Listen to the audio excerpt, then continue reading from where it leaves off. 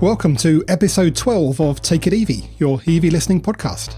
I'm your co-host Phil, joined by your host Greg, and I am back, at least for this episode. Things have been really busy for me lately. How about you, Greg? Very busy, as always. Yeah, I always have like tons of projects running around, so one of the reasons we haven't had an episode in a while was the fact that I've been busy with my other jobs. And another one was I was waiting for Phil to to have some time. So welcome back, Phil. Oh, thank you. I don't think you've really missed me. You've done a series of outstanding episodes without me, and with some fantastic guests. Well, what can I say? I like letting other people speak and just educate me on things that I had no idea about. And so far, I think I've been quite successful at that. Yeah, that's the best way to live.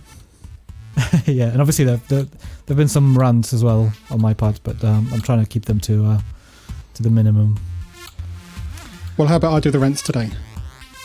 Go for it.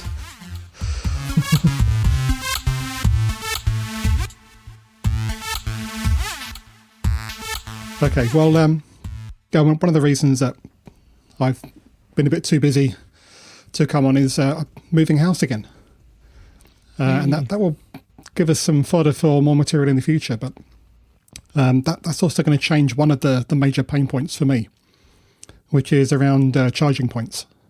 So back a few episodes ago, which is actually a year ago now, when I last moved into a rental for a while, so we didn't actually have a charging point. Actually, the landlord did agree to allow us to fit one, but that will be obviously at our own expense. And at the time, we just had the old Nissan Leaf, which just like a month before we moved, I think they changed the window for the grant, so we couldn't get the grant anymore. So it's actually quite expensive for something that we're only going to be using for a year or two. And then a bit later, when we got our second EV, well, the Outlander PHEV, that was eligible for the grant, but first of all, we didn't really want to waste it because it wasn't clear whether we'd be able to get another one again soon after. And even if we did, that's still going to be another £200 or £300 of our own money to have that fitted. And at that point, we're already starting to think about moving, so it didn't seem worth it. So this whole time, for a year and a half now, we've been trailing our 3-pin cable out the window, which has been pretty cold in the winter. But it's been doable. But the other side to it is just actually accessing that cable. We do have off-road parking, but only just. We've got this little stretch between the bay window and the pavement, and it's just enough to be able to squeeze the car in at an angle into the corner of the bay, trying to avoid bashing into the bay window or to the wall next to us. Just enough to get close enough to the bay window to hang the cable out and plug it in. And we're having to do this every day with 2 cars, swapping them around. And we have permit-based parking on the streets as well, so we had to coordinate that. So it's been quite tricky for the last year, just living with all of that. And obviously a lot of people who have EVs don't have off-road parking at all. I know you were in that situation yourself, Greg, before. And do manage it. It is doable. But it has been quite painful. But that was the domestic situation. Now, I don't do a lot of longer journeys, but when I do, I've been trying to use the rapid chargers at service stations, and a lot more springing up now as well. But until recently, I had about 9 or 10 separate attempts at charging from a rapid charger. Only one of them was actually successful, which seemed like a particularly bad run. There's various reasons for this. Like, some of the chargers just weren't working. Happens from time to time. The couple of times it happened to me, I was in the plug-in hybrid, so I didn't technically need it. So I didn't really want to hang around on the phone to a technician to see if they could fix it. So I just left it. Other times, so the Ecotricity ones actually, the card that I'd previously used had expired in the app, so I had to set up new card details. And I was doing this sort of late at night in the freezing cold with the family waiting in the car, sort of impatiently just watching me tapping into the phone, and just wasn't working, and eventually had to give up. They did that twice. So that was a bit of a pain. And then we had this polar charger not far from where we live. And there's a few times that I tried that. The first time it actually worked. That was the one of the 9 times. The next time I got there and there was somebody else already in the charging bay. I wasn't desperate at the time, so I left it. And that happened a couple more times. And then one time I really needed it because I was low on charge. I had to pick the kids up from school. I left a bit early on the basis that if there was someone there, and there was, I'll just wait and then take my turn. So I got there and I waited, and I must have arrived like just as they plugged it in, because I was there for about half an hour, just sitting in the car waiting. Finally they left. So I manoeuvred into position, went to charge, and realised I'd left my RIF-ID card behind.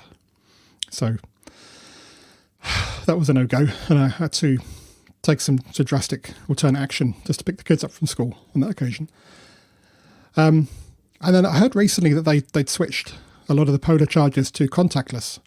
It was actually you that told me that, Greg. So I went back to try it again because I knew that I was going to be doing a journey in the near future that went past a Polar charger, and I wanted to try it out. So I went back to the same one. Now with contactless fitted, sure enough, there it was. Except for me, it didn't work. I tried lots of different ways, and eventually I went into the building that was hosting it, and he said, "Oh yeah, a few people have had trouble with that this week." So that didn't work either. And then I had to do that journey I talked about, which is actually to Gatwick Airport. Driving cross country, I can actually do the journey there and back if I'm really careful on a single charge in my 24 kilowatt hour Leaf. But on this occasion, I had to make a bit of a detour. So coming back, I knew I was going to have to charge on the way. And there was one of these Polar contactless chargers along the way. And I stopped off there. It was about midnight or just before, in the middle of nowhere. It's at a hotel. And bearing in mind my recent experience of using a Polar contactless charger, I was a bit worried how that was going to go. And it worked. I was so relieved. So I sat in the car waiting for it to charge. And it took nearly an hour to charge me to 80% from about, I think I was on about 25% at that point, which seemed much too slow. I mean, it is a 24 kilowatt hour car, so it is a bit slower to charge anyway, but I've definitely had much faster charging experiences, usually about half an hour to get it to 80% from that. Yeah, it shouldn't be that slow. And then I thought, right, I've got to go. So I went to close the charging session, and it didn't work. So this one let me start charging, just wouldn't let me finish charging. So I had no choice but to call them. And I was on the phone for about 10 minutes, just getting them to cancel this session so I could actually get home. And I was particularly annoyed by this, both the slow charging and by the having to call them to get them to terminate at the end, because, so it was about midnight at this point. I was just back from one trip, and I was actually on my way to another trip the next day. I had to drive to Ebbsfleet station for the Eurostar, and I needed to get up at about 4 o'clock in the morning. So those extra minutes at night really made a difference to me. So I was quite annoyed about that. But I'd also researched, with your help again, Greg, there's a charger near Ebbsfleet that I also had to rely on, and it was an Engenie charger. And you had told me, Greg, that these ones seem to be really well done. You know, they generally worked well, and the experience of using them was generally pretty smooth. So I was hopeful, despite my previous experiences. So went off on my journey, came back a few days later. That's another whole story, which I won't go into now, but I came to this charger once I eventually found it, and it worked. Contactless, the experience was smooth, everything just worked as you would expect, and it was much faster compared to my previous Polar experience. So I was happy about that.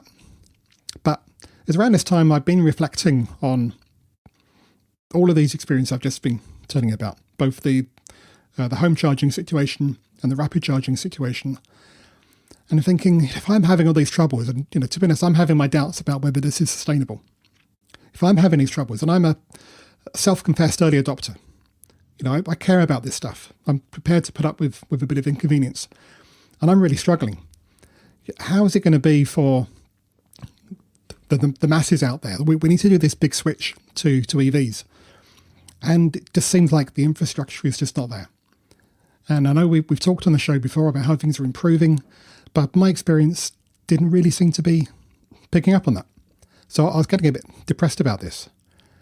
So I caught myself thinking about this and took a step back and realised for a moment just how first world problems that perspective sounded in the cold light of day. Because this is in the context of we are, as a species, irreparably damaging this planet. And that's no longer just a fringe concern.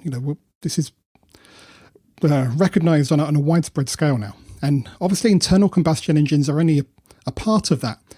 They're not the only factor, but they are a significant one. And the one that we collectively, as individuals, can actually have a part in changing. So are we really going to let these little temporary inconveniences screw up our last chance of having a future? I mean, what was I thinking?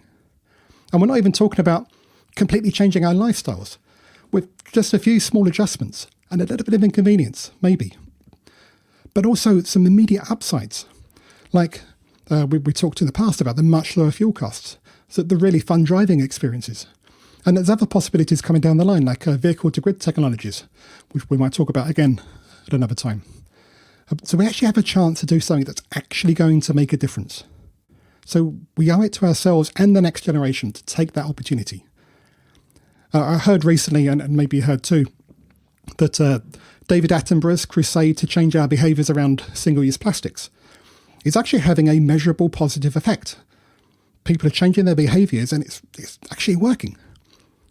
And really it's the same thing with the switch to EVs. We can do it, we have to do it, but it's nice that we can actually do it with so many immediate positive returns as well. So point is, we can't let these small things get in the way in the context of that bigger picture. So rant over. Over to you, Greg. Well, here.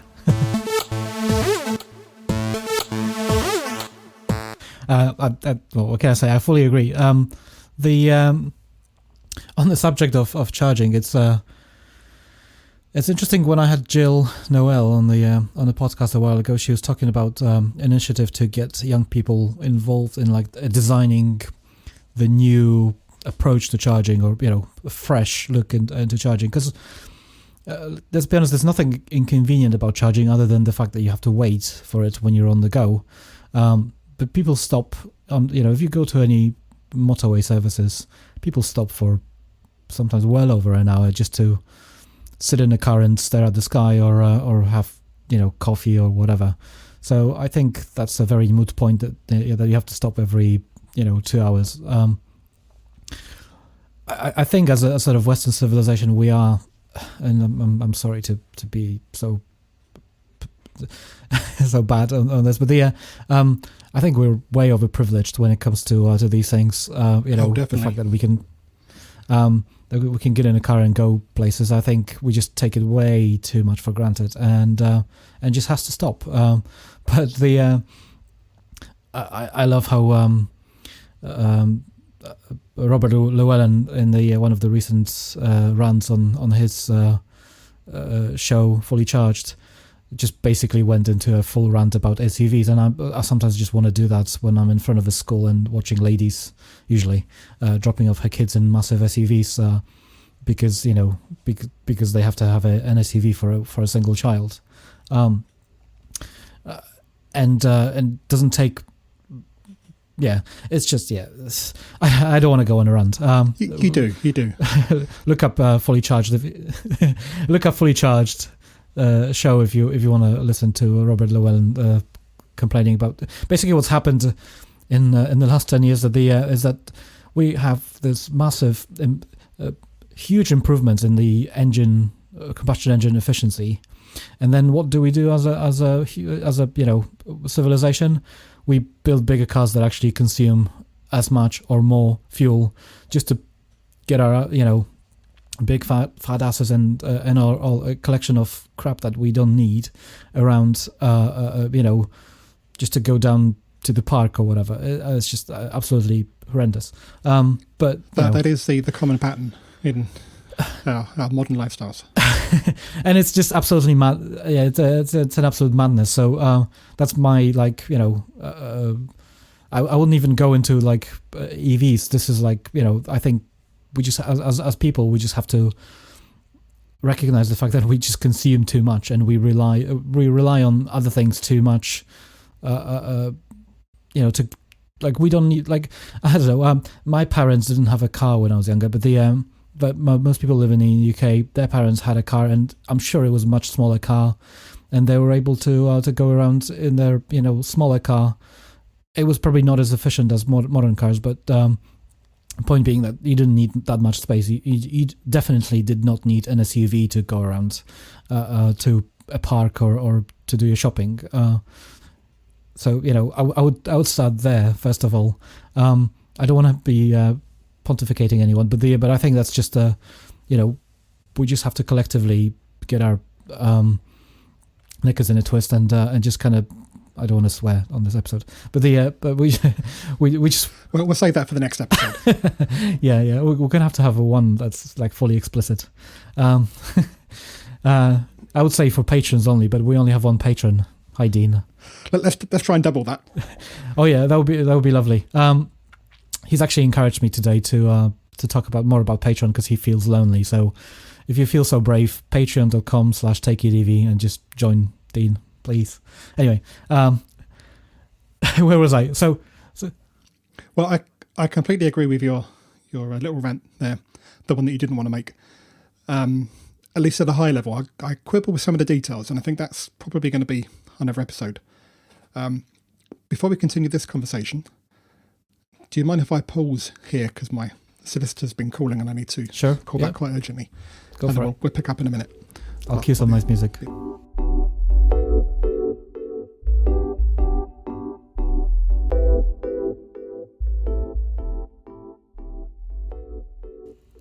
I went on a rant, but I actually wanted to get to your point about the charging infrastructure, because Jill Noel was one of the people who mentioned the fact that there's we need to look into different ways of charging, and there's a whole topic that I actually want to cover at some point, which is about alternative way to charge rather than just plug in, because there's this. Everyone's very excited about the wireless or induction charging and. Yeah. The tests have, and it has been tested to death basically already. And there's loads of physical limitations that we can't change the laws of physics. I'm afraid, to make it better. Tell that to Captain Kirk. So, spoiler alert: I don't think induction charging is going to be the next big thing, for electric cars anyway. The other subject, I had Steve as well. Hi, Steve, sort of, who wasn't here in his official capacity, but who works for Engini, right. And I can vouch for them as they have a very. I've used their chargers so many times, and I only had one issue, and I think so. Just going back to your experiences with the Ecotricity and Polar chargers, is everyone's kind of jumping on Ecotricity for some good reasons and some terrible reasons, and everyone's at the same time praising Polar. But I would urge everybody, and this is going to sound very hippie, but just remember that Polar was bought by BP to sort of and Polar's not a company that they're doing great things, but let's not forget that the money that they have to do certain things is just to basically wash over the BP's sins from the past, which I don't think will be forgotten. But let's just not forget that. And also, just so that's my hippie sort of side over. But the other problem with, or the sort of general problem with the chargers is that it's just a piece of hardware, and it all kind of wears and starts to break as you use it. So Ecotricity chargers have been out on the motorways. Granted, they've been maintained up and upgraded at some points in the past, but they've been in place for 6 years now, and loads of those chargers have been there for 5-6 years, and majority of that hardware is still in there. There've been some bits that have been changed and upgraded, but it's mostly the cables and the plugs that have been upgraded, not the actual trinkets inside. So there's a reason why they break from time to time, because it's just an old hardware. And with regards to Polar chargers, everyone is raving about them. You had bad experiences, and I had generally good experiences with Polar, but the chargers that are actually used a lot. So all the chargers most of the chargers that I've tried in London, within sort of M25. Especially with the advent of the taxi drivers now driving the electric, essentially electric taxis. Those chargers get hogged a lot by those taxi drivers, and they get hammered a lot, and they just fail constantly. The same chargers that outside of M25 work amazingly because they've just been used, here and there. The chargers in London are hammered all the time, and they just fail all the time. It's just it's a new hardware.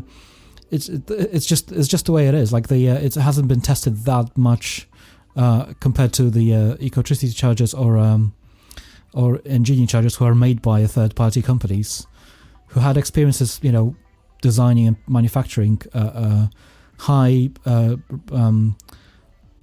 voltage and high current equipment for a very, very long time. So they obviously know how to make it a bit more resilient, and what sort of they're capable of testing it in the sort of in the environments where I'm sure Polar actually employs loads of people who know what they're doing, but they haven't been doing it for that long. So next time you want to jump on this is like me to everybody listening. If you want to jump on the Ecotricity's ranting or sort of Ecotricity criticizing bandwagon, just remember that Polar chargers will most likely start failing in the same rate in the next 2-3 years once they get the fair share of use. And I don't think it will be any different. And in fact, that's my experience as well. The Engenie Engenie is probably the only company that I had experiences with where I only had one failure, and every time I turn up to one, I can pretty much rely on it 100%. And the other great thing about them is that they've always installed two. Whenever there's an installation, there's always two Engenie chargers. There's usually two Ecotricity chargers, or at least two. Obviously, with some exceptions, which obviously makes it much easier, if there's somebody else already there, or if one of them has failed. And I think Polar actually should do the same thing. They should have two chargers as a minimum per site. I think that just should be, because when you travel from A to B on long distances, you do want to rely on things like that, like the rapid charging. You do not want to. You cannot check the app whilst you're driving. So that's one complaint that I hear on Twitter all the time, is that, you should have checked before you left. Well, I'm traveling long distance. I'm going to drive for 2 hours. I'm not going to check the Twitter or the app before I turn up to a place. I'm sorry, that's just not going to happen. And B, why just have one? Just install two. I mean, you have the means to do it. So, and the side's already been dug up and the cables have been run to it. So, yeah. Anyway, that's my rant about the charging. So I don't know if you have an idea of the relative costs of going from 1 to 2 chargers at the same site, because I know we talked before about how expensive these rapid chargers are, just putting them in the first place. Do you have an idea of that at all? So I, as part of the sort of research for the previous episodes where I actually interviewed Steve and I've interviewed 2 other people for that episode who didn't want to go or weren't allowed to go on record officially, basically by the corporate overlords. Steve has actually mentioned that it's upwards to about 70k to install it, and the charger itself, is between 10 and 20k as a unit. The rest of it is installation and just basically the labor.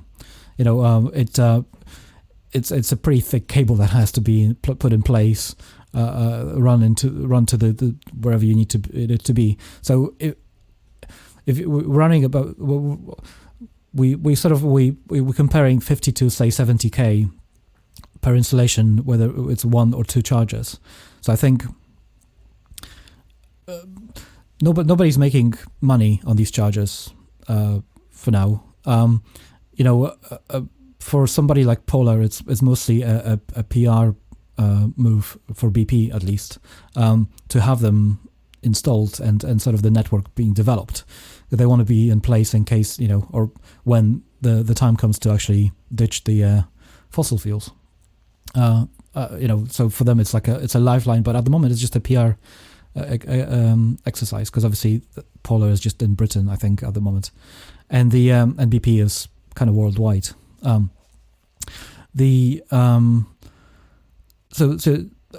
what they're what you want as a company that installs one of them is you want to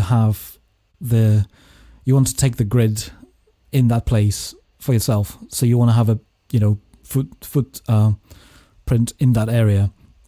You want to have a foothold basically in wherever you are. And if you just have one charger and it fails, or it's been in use, you're not gonna wow people. You actually, it's a terrible experience for an EV driver to turn up, especially a new EV driver to turn up at a place and only to see one charger, and that charger being in use or failing. I think that's just terrible. So I don't think it's too much to ask when they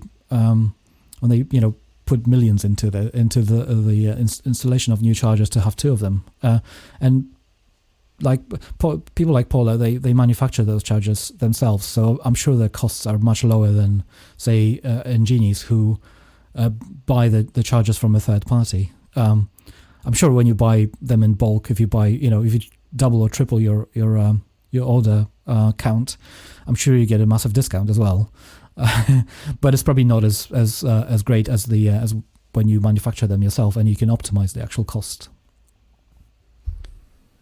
Yeah, I think the big problem that you touched on there is with Polar, at least, it is more of a PR thing for BP. And I would stop short of saying that they're actually actively trying to discourage people to move to EVs, although you could make a case for that, but I don't think that's really the case. I think they're just not really paying attention to the overall experience, whether that's having enough working chargers and potentially installing two at each site. You say effectively like a 10% overhead. So you may as well do it. But also just the actual user experience of using these things. I mean, the one that I tried that had contactless, it actually had two contactless terminals. One for starting and stopping the charge, and one for actually taking the money. It just seems ridiculous. You should design these things to be a single experience, like the Ingenie ones. It can definitely be done. Yeah, it just seems to be driven by a checkbox mentality, and so it's no wonder they have quite high failure rates as well. Now, I can't really base my own experience on that because I haven't really used a lot of them, so it'd be unfair to criticise from that position. In fact, my rant was more about the experience of using the whole infrastructure, including home chargers, from the perspective of somebody who is just trying to move into the EV world. Not really necessarily a criticism of the providers, because as you say, there's no real money in it at the moment. So we're having to put up with these schemes where a lot of the providers lock you into their own subscription services and cards and things like that. And we do seem to be getting past that a bit. That's promising. But that means, they've got to get their money from somewhere. That's the problem, really, is, and it's not necessarily their fault. We've got to somehow create the environment that's going to allow companies to flourish in. And probably that will involve greater investment from the government, which is really just not happening at the moment. I think that's probably going to be the only way to improve the situation. Although some people are making it work, so maybe there is hope. I think there is a potential there, but like I say, there isn't money in it, and like I said, from everybody else telling me about it, it's all about grabbing the sort of their own piece of the pie at the moment for the future. Yeah. But they, but then once they grab that pie, they have to hold on to it because if you imagine spending 70 grand, say, on 2 chargers and installation of them at a site, and then you charge people, what is it, 10p per kilowatt hour, like Polar do. Mm-hmm. It doesn't take a math genius to work out how long does it, or how many charges it takes for that to cost to be recouped. There's a reason why any sort of serious company that doesn't have a massive corporation backing them charges more than 10p. It's a fairly straightforward, and somebody told me actually that statistically, countrywide or UK wide, every rapid charger is on average used once per day. So there's one single charging session per day. Say that's £5. That's somebody spent at the site, which is a generous overestimate in my opinion. But on average that would be true if you take somebody who charges 50p per kilowatt hour and 10p per kilowatt hour, and sort of an average charging session is about 30 kilowatts, let's just say, and that's generous probably as well. I'm not going to do the maths now, but I think that's about £5 per day. So that will be 10 quid for 2 of them. Divide £70,000 by 10, and you get 7,000. So that's 7,000 days that charger has to be in place, which is a lot of years for the cost to be recouped. You say that, but those figures are across all rapid chargers. Yes, you need to look at the figures for how often, say, a Polar charger gets used on average. In order to add their numbers up. Oh yeah. But still, at this point in time, it's all about just getting yourself in, just holding the position, grabbing the grids, essentially. But right.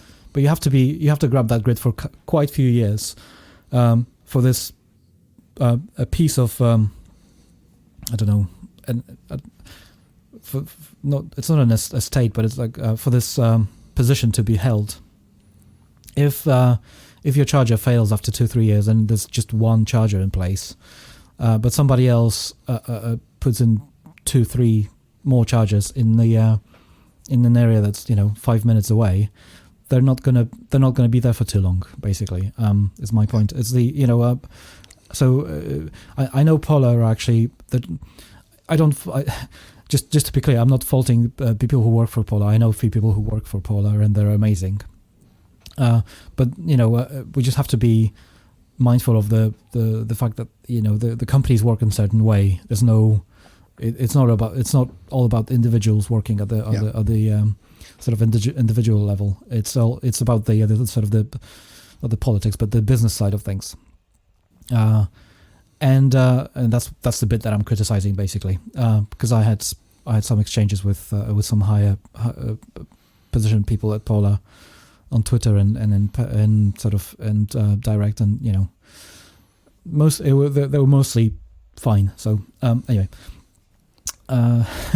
so my point being is that I think Polar should start putting in double, triple chargers, and I know some places they do.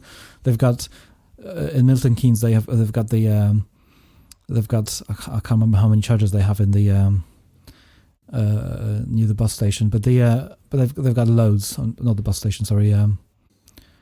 They've got like a little it escapes me what it's called, but basically they have 5 or 6 chargers in one place, so you can just turn up there and plug in, and you're pretty much guaranteed that there will be a charger for you. I think there should be more and more places like that. But there should, but I think also longer term, yeah, we really should be concentrating more on the service stations and like secondary places like service stations, because as ranges increase in the EVs that we're starting to get, because we shouldn't be using rapid chargers too often anyway. It's really just to keep us going on a longer journey. And it's nice to get us out to trouble from time to time as well, but we don't necessarily need to have them on every street corner, especially in Milton Keynes, because there's a lot of street corners. But maybe optimizing for lots of charges spread around is not necessarily the right way to go longer term, although it's difficult to really guide these things when it's much more of an emergent thing coming out of individual companies with their own agendas. Well, Milton Keynes is an exception in the country, and like I was saying in episode whatever it was, I only picked on Milton Keynes because of the obvious joke. Yeah, but it's the Milton Keynes has as many chargers within its sort of boundaries as the rest of the country. It's really, I'm probably exaggerating it, but they have way too many rapid chargers for a city or town. I don't know if it's a city. Right. It's just because because of the local government that is very very pro EV. They're very forward looking, basically. But as far as that's actually my next point in the notes is about the sort of the latest news and views on cars, because we're getting towards the end of the 2019. Mm-hmm. And I know we've always been talking about the 2020 as the sort of the year of the EV, and we now know what EVs, unless somebody else comes out with a surprise and they're gonna announce something just now or at the beginning of 2020 and say, and by the way, it's available for purchase straight away, which never happens in the world of car manufacturers. So I highly doubt it. But we kind of know what sort of ranges cars will have in 2020. Like it's a known picture at the moment, and I think we've anticipated it to be much greater than what it's going to be. I think there's quite a few cars that are going to be available in 2020 that have ranges in sort of 150 to 200 mile range. There are just few over that, and very few that are over 300. And unless you have, you count in some variants of the cars with the larger batteries. But I think it's clear that most cars that are going to be available in the next 2-3 years will have 150 to 200 mile range. Which, if you asked me 2 years ago, I would have said, no, that's going to be over 300 in 2 years. So, I think this is all just in line to keep the cost down, because obviously the cost of the battery per kilowatt hour drops. And 2020 is this nice sort of year where the cost of the battery manufacturing is low enough that the manufacturers can actually start selling them at a sort of reasonable prices. But at the same time, they're very conservative when it comes to the battery size. So they're only putting batteries that are sort of sufficient for those cars to do 150, 180 miles on a single charge in like a realistic range. I'm not talking about the quoted ranges, because they're all trying to get to 200 mark in their specs, but in reality we know that never happens, right? Whatever, even the WLTP test cycle isn't as realistic as we would all love it to be. Well, we're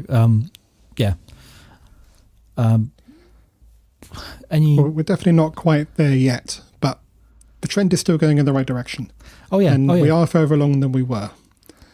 And those cars with smaller ranges are still very useful, especially as second cars or for people that don't have longer driving needs. And if you do make longer journeys regularly, there are now many more options than there were even a year ago. I know from personal experience of looking in exactly that market. So I'm still fairly hopeful on that front. I think that the signs that more and more mainstream manufacturers are well, jumping on the bandwagon or actually catching up, depending on which way you look at it. Nonetheless, they are starting to take it very seriously, and things are changing, maybe a bit slower than we would like. And infrastructure is also improving, despite my rant earlier, and we're starting to meet to the middle. We've got a way to go yet, but it is still, I think, a good year for more people to start to make that switch. Oh yes, there's no denying the. I do, not regularly, but every so often I'll go up north or west in my little EV, and the choice is just improving when it comes to chargers. Actually, we can go back to the after we had all the rants about chargers. So there's one thing that everyone would point out, and I'd be really terrible if I didn't mention it. So one of the problems with the sort of the charging landscape in the UK is that Ecotricity, as a provider, has a pretty much a monopoly when it comes to charging at the service stations in the UK. That's one of the reasons why you'll see plenty of Polar and other chargers like Engini very close to the motorway. So there will be in a pub or in a car park that's literally just off the you get off the ramp and there's a pub or something or restaurant, and they'll have a charger there because they want to be as close to the motorway as possible, but they can't put themselves in the service station because of the Ecotricity's contracts with the. We have pretty much a monopoly in the UK when it comes to service station providers, and at the end of that, we have the Ecotricity signing a deal with one company. So this is sort of, I think that's how it kind of works, which is a good or bad. It's it's the way it is. It's a bit of both, I think. Yeah. I mean, everyone's trying to blame Ecotricity for everything these days, which. Let's put it this way: when you're a manufacturer X and you're working on an EV, if you didn't make sure that your car works with Ecotricity charger, in this case, in the UK, it's just terrible. So before you blame Ecotricity on the charging experience, just talk to your car manufacturer first, because they're actually the ones who are responsible for making sure that your car can charge. But that's just my pretty definite point of view on that subject. It doesn't solve much if you rant to Ecotricity but if you talk to your car manufacturer, you have a greater chance of getting something done. That's the just. Let's go back to 2020 and all the amazing cars that are going to be available in 2020. What is your next car going to be, Phil? Because we're very close to that, and you're moving a house now, so Yeah, well, got half an eye on the Cybertruck. Ooh. We got to talk about Cybertruck. Maybe another time. I do actually have half an eye on the, I forget which model it is now, the previous one they announced earlier this year. Model Y? Model Y, that's the one. That one actually does seem to be much closer to what I'd need, both in terms of range and size. So, and probably the timing as well. So the lease on my Outlander will have run its course by the time that's really hitting the market. Yeah, I predict it's going to be available first in the UK probably in September next year, because they were saying previously that they're going to be start manufacturing them towards the end of the 2020 or sort of autumn or fall of 2020. But I think every sign in the sky is telling me now that it's going to be kind of moved closer to the early of 2020, which means if they start manufacturing it for the US market, sort of in the March, April, we might get the right-hand version by September, which would be in line with what happened for Model 3. Because I certainly know loads of people, including myself, who would love to have a Model 3, and I can probably squeeze in for a Model 3 standard range plus, but I don't like the boot. The opening of the boot is in my opinion just a no. And this is, again, me being a privileged white man living in the Western world. But I just know that I do sometimes need to put things that are taller into the boot than the Model 3. And Model 3 is amazing as a car. It's got plenty of power, plenty of range. It's just everything anyone could need out of the car. Probably too expensive for loads of people, but other than that, if you have that sort of money and you want to buy yourself a Tesla, there's nothing wrong with Model 3. I just do want to have a ability to put bigger things in the boot. Makes sense. So Model Y would be probably, and I'm sure there's lots of people like me who have the similar sort of thinking, and of course, if you have 3 kids like yourself, then you do need a bit more space in the back to just make them comfortable. So Model Y is a good option. We have put down deposits on 2 cars. We're not going to be buying 2 cars, obviously, but it's a fully refundable deposit. So why not put yourself in a queue? We've put a deposit on the Kia e-Niro, which, from what I've heard, Kia has finally pulled the finger out of the backside, and are going to be making them in, a proper quantities, not just have 900 for the UK, which is what they did with the previous generation. And I know what they're saying, officially, that it was the battery production restriction. Look, the same supply of the batteries is supplying 10-20 times more batteries for other car manufacturers. So I think it's just an agreement. It's a business decision. They just want to manufacture lower quantities of cars, see how it goes, and then go for it. But they're not going to tell us, obviously, that doesn't look, that doesn't, from a PR perspective, that's not a good move. Probably. No. It will be like we could understand, but most people would be like, oh, they're not sure about it, maybe I shouldn't be buying this car.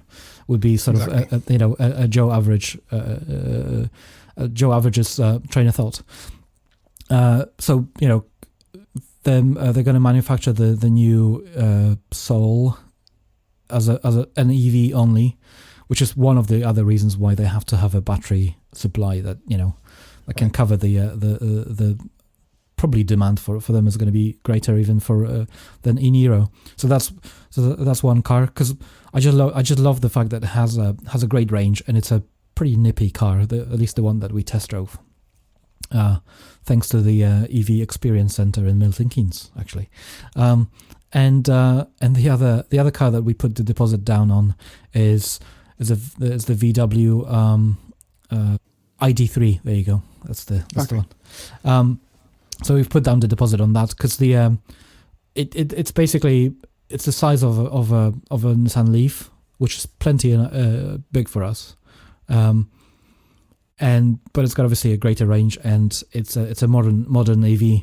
We there's nothing wrong with our Leaf, but it is a bit outdated. Speaking of 2020, I'm hugely disappointed with Nissan. They obviously had trouble in the paradise with the CEO being dragged into lawsuits and fired for some financial misconduct. I don't know if it's alleged or not, but the fact is the fact. And I'm sure that has an impact, because he was a great EV enthusiast himself, and I think that had an impact on them not manufacturing more EVs, because years ago he's announced that they have a number of cars waiting to be unveiled, not just a Leaf, and we're nearing 2020 and they still have only on sale. They have the Nissan Leaf 40 and 60 kilowatt hour, and they've got ENV200e or ENV200, sorry. And obviously there's a whole sort of disappointment in Nissan's ability to manufacture cars that actually can do greater distances and can be charged multiple times a day. which is it's just there's no. I just don't know how that happened. Like there's no excuse for not putting especially for not putting a liquid cooled battery system in their cars, especially since they're doing it for ENV200. I could understand if they were doing that across the board, but they do have the technology to do it. So So I'm terribly disappointed in Nissan, which is one of the reasons my next car is not going to be a Nissan. I had high hopes when they were unveiling the 40 kilowatt hour Leaf. We were all hoping for something that's going to take them into the future, and I'm afraid that's not happened. So that's pretty much it. You don't want to talk about Cybertruck. That's a shame. Not on this episode. That's a shame, as we should have recorded episodes like next day, just like every other just like every other podcast out there. But no, I don't want to make this podcast into next like the news show. I think we want to talk about things that are obviously relevant to us at the present, but I want people to pick this up, pick up most of the episodes of the Take It EV next year or even in 2 years, and actually have something to listen to rather than just have the latest greatest news. And for the benefit of those people, the Cybertruck was just announced last week. That's why we're talking about it that way. Well, thank you. Yes. Right. Anything else to share about the 2020 lineup of cars, Phil? I was just going to say the other two that I have my eye on are the e-Niro, the you mentioned, and possibly the Ioniq, the Hyundai. Both which I looked at. Well, certainly the Ioniq I looked at before, but I think it was just before the latest one was announced, and it just wasn't quite where we wanted it. So that's going to be worth going back to look at again. So if we don't end up going for the Tesla, there are other options. And maybe there will be some new announcements in the year. We've got some time yet before we need to move. So, in terms of cars, that is.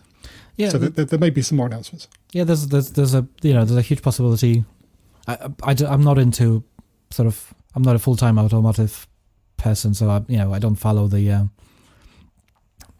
timelines. Oh, we actually forgot about the Mustang. So everyone was terribly disappointed with Ford, because the last show that I went to in Millbrook, Ford had a massive stand, and they were like electrifying the world, blah blah blah, and the only thing that they had on the display were just PHEVs, which I'm sorry, but that's about 10 years late.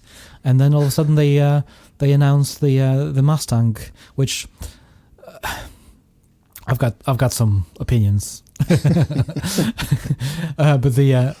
but let me just get them quickly out of my chest. It's not a Mustang. I'm sure it's got a Mustang in the name, but if you look at the Mustang from like 70s, it's an American muscle car, which I'm sorry, but for Europeans, American muscle cars are just not that impressive. They just make a lot of noise. They look beefy. They probably drive quick-ish in a straight line, but from what I've heard, they can't do like this thing called turning properly at a speed, which for a car that's supposed to be fast, I think that's just that's a terrible characteristic. But it looks nice. The whatever it's called, but it's not a Mustang. It's a. Are they calling it actually compact SUV, or everyone's calling their cars Mustang? Compact SUVs these days. Yeah, I think by that definition, it must be. Yeah, it's called Mustang Mach-E, and I don't think they're calling it SUV. No, it's an all-new electric SUV from Ford on their own website. Right. It's not it's not an SUV. Seriously. No. Sports utility vehicle. It's not a utility vehicle. utility.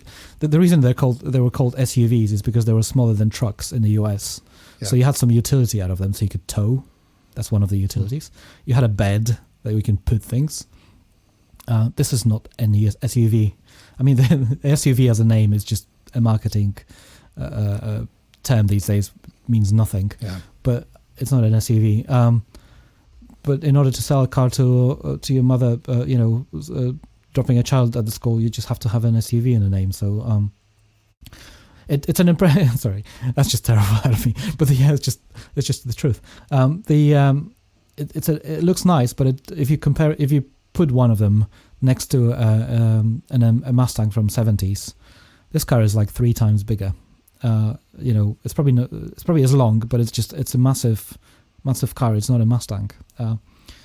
It will sell from 40,000 in the UK, which is a lot of money for a first SUV, but it's supposed to have a 300-mile range or over 300-mile range. So I'm looking forward to seeing them, a few of them in the UK. I'm not sure it's going to sell that well, but especially if you compare it to the other car manufacturers. But I know a few people who are Ford enthusiasts, and they'll be buying one of them probably. So maybe I'll see one.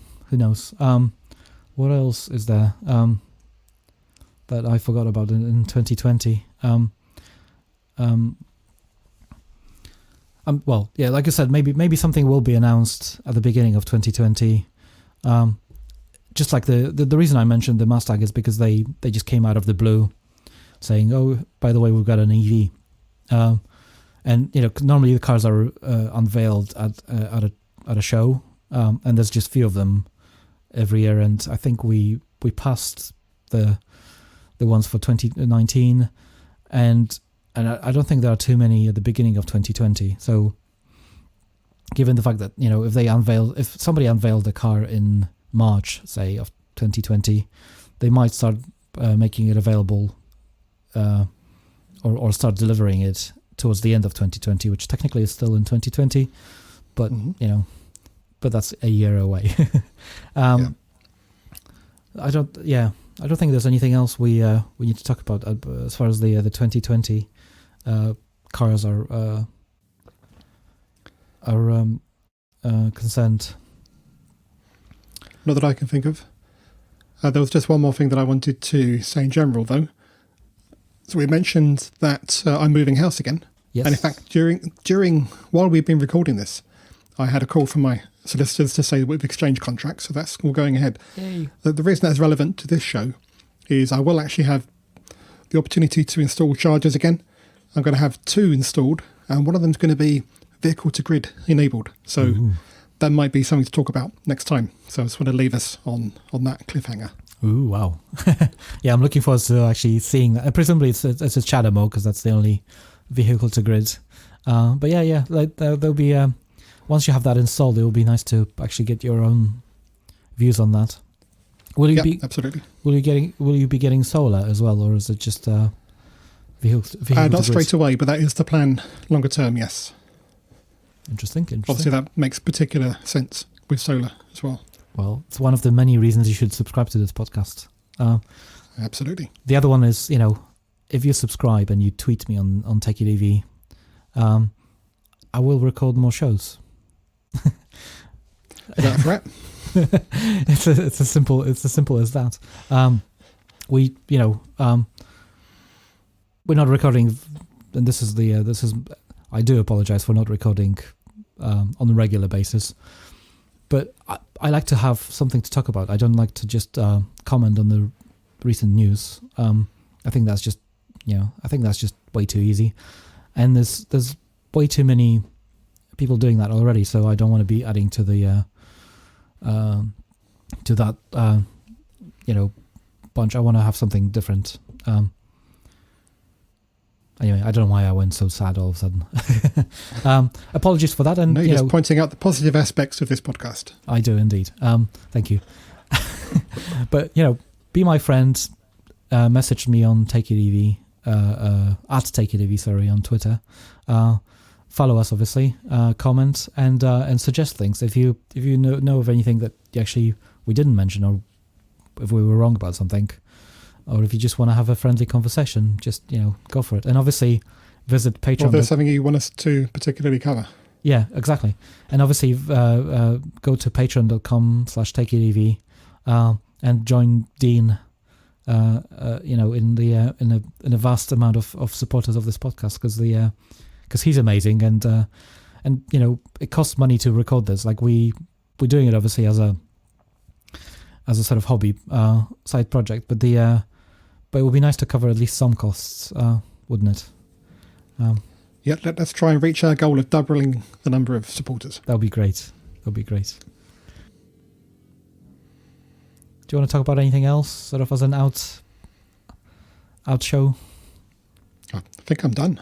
Well, hopefully you have an amazing studio in your new house, and we're looking forward to actually hearing about your charging point installation experiences as well, because that's something relevant probably to more and more people as they're going to get EVs now. Yeah, I'll definitely be documenting that experience. Cool. Right, see you folks.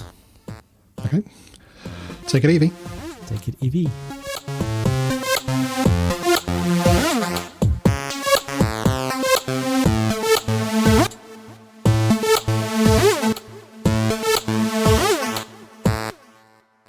Take it easy. The following was a presentation of Take It Easy podcast. All rights reserved. This podcast contains our own opinions. Hosts and guests make no guarantee to the accuracy, relevancy, completeness and suitability of the information provided.